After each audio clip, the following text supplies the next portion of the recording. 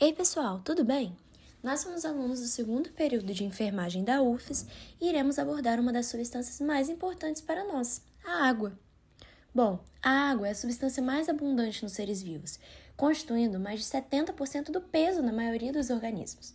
O primeiro organismo na Terra nasceu em ambiente aquoso, e a evolução do seu curso se deu pelas propriedades do meio aquoso no qual a vida começou, além de também participar das atividades do dia a dia e de diversas reações do nosso corpo. Composição da água.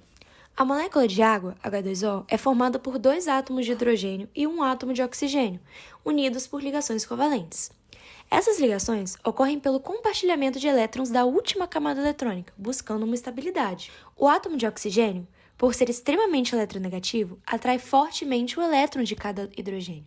Assim, estes elétrons se voltarão para o oxigênio, o que gera cargas aparentes na molécula, resultando em um polo negativo no oxigênio e um polo positivo na região dos hidrogênios.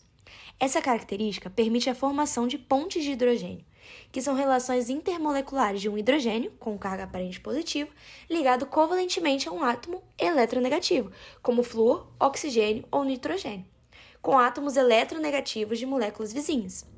Essas pontes são essenciais para muitos processos biológicos e químicos, como a manutenção da estabilidade da estrutura tridimensional de moléculas biológicas, como DNA, proteínas, além de também influenciar a solubilidade de compostos, a formação de líquidos e sólidos e determinarem propriedades físicas e químicas de diversas substâncias.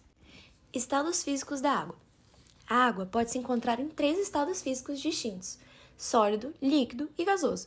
No estado sólido, as moléculas estão arranjadas de forma bem organizada e próximas uma das outras, conferindo rigidez à estrutura. No estado líquido, as moléculas estão próximas, porém menos organizadas. As interações podem ser desfeitas e refeitas, permitindo uma fluidez ao líquido. Já no estado gasoso, as moléculas estão mais separadas e têm um movimento livre. Substância hidrofílica versus hidrofóbica. Substâncias hidrofílicas são aquelas que têm sua afinidade com a água. Elas são capazes de interagir facilmente com ela devido à sua natureza polar ou iônica. As moléculas hidrofílicas têm grupos funcionais polares, como, por exemplo, grupos hidroxilas, OH, ou grupos amina, NH2, além de muitos outros que também são capazes de formar ligações de hidrogênio com as moléculas de água. Essas ligações de hidrogênio permitem que as substâncias hidrofílicas se dissolvam ou se dispersem na água, formando soluções homogêneas. Exemplos comuns de substâncias hidrofílicas são os açúcares, sais e proteínas.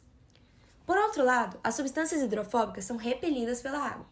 Elas são geralmente apolares ou têm baixa polaridade, o que dificulta a formação de pontes de hidrogênio com a água. As moléculas hidrofóbicas têm uma estrutura predominantemente não polar, como cadeias de hidrocarbonetos ou anéis aromáticos. Essas moléculas não são capazes de se dissolver facilmente e tendem a se agrupar ou se afastar da água. Isso ocorre porque as forças de repulsão entre as moléculas hidrofóbicas e a água são maiores do que as forças de atração. Exemplos de substâncias hidrofóbicas incluem gorduras, óleos e ceras. Funções da água. Hidratação. A água desempenha um papel fundamental na hidratação do corpo, mantendo o equilíbrio de água dentro e fora da célula. Transporte de nutrientes.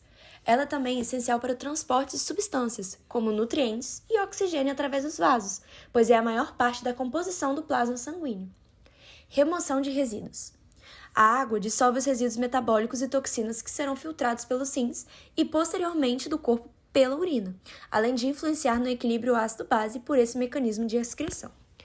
Lubrificação. A água também é um componente essencial dos fluidos lubrificantes do corpo, como articulações sinoviais, proporcionando diminuição de atrito e amortecimento, resultando em movimentos sem desgaste e dor, além de lubrificar outros tecidos do corpo, como os olhos e o sistema respiratório.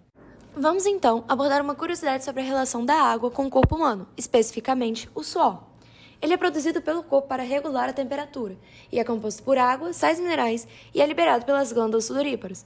Isso ocorre quando a temperatura corporal excede 37 graus, especialmente durante atividades físicas ou em ambientes quentes. Bioquimicamente, o calor aumenta a temperatura das moléculas de água no nosso corpo, agitando-as e aumentando sua energia cinética média. Isso resulta em uma distribuição de energia, com mais moléculas adquirindo energia suficiente para reagir.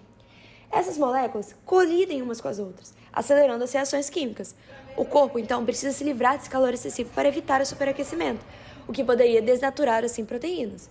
E é por isso que suamos, para dissipar o calor. No entanto, é importante destacar que a liberação do suor em si não causa uma diminuição direta na temperatura corporal. Essa redução é alcançada através da evaporação do suor, que libera energia calorífica e resfria o corpo.